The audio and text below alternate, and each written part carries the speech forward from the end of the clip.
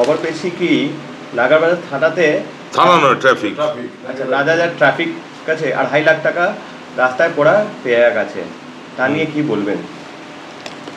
আজকে যখন আমরা নাগেরবাজার মোড়ে ডিউটিতে ছিলাম, আমার কলিগ স্বপন সিনহা এবং আমার সিভিক যারা নাগেরবাজার মোড় ডিউটি ছিল এবং আমিও ছিলাম ওখানে, সেই সময় আমরা লক্ষ্য করলাম যে একটা ব্যাগ সকাল এই 9:45টার দিকে যে একটা ব্যাগ রাস্তায় পড়ে আছে। তা আমরা ভাবলাম যে এটা তাহলে কারোর ব্যাগ পড়ে গেছে। এইভাবে আমরা ব্যাগটাকে রিকভারি করলাম। ব্যাগটা রিকভারি করার পরে আমরা দেখলাম যে ব্যাগেতে টাকা আছে, কিছু ছোট ছোট ডায়েরি আছে, 4-5টা ডায়েরি, একটা কালো ছাতা, এইগুলো আছে ওদের কাছে। তারপরে আমরা কি করলাম, কার ব্যাগ আমরা খোঁজাখুঁজি শুরু করলাম। পরবর্তীকালে আমরা ব্যাগটাকে আমাদের কাছে রাখলাম। কিছুক্ষণ পরে আমরা ট্রেস করতে পেরেছি চন্দন দত্ত বলে একজন লোক, অশোকনগরে বাড়ি। উনি পোলট্রি মুরগির ব্যবসা করেন, মানে দোকানে দোকানে পোলট্রি মুরগি সাপ্লাই করেন। উনি সকালে এসেছিলেন যেখানে মাল সাপ্লাই করেন, সেখান থেকে ওই টাকা কালেকশানের জন্য। তা সেই কালেকশান করেছেন উনি, তা ডায়েরিতে লেখাও আছে যাদের কাছে কালেকশান করেছেন। উনি ওনার আধার কার্ড আমাদের কাছে প্রডিউস করলেন। করার পরে আমরাও স্যাটিসফাইড হলাম।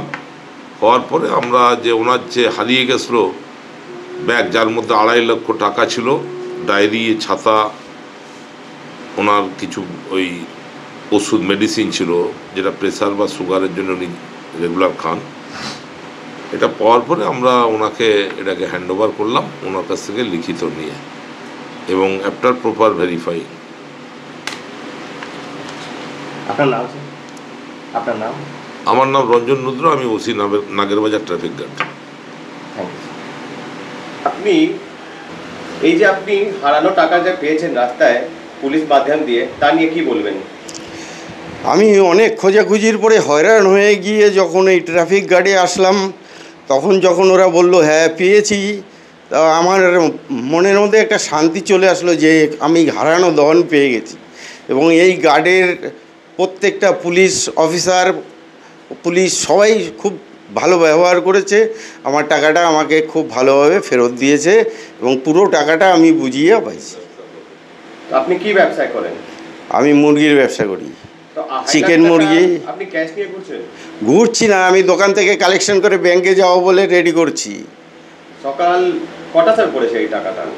ওটা ওই হ্যাঁ 10:45 এরকম হবে। আচ্ছা, কোথায় থাকে? অশোকনগর। কতদিনে আছে এই ব্যবসায়তে?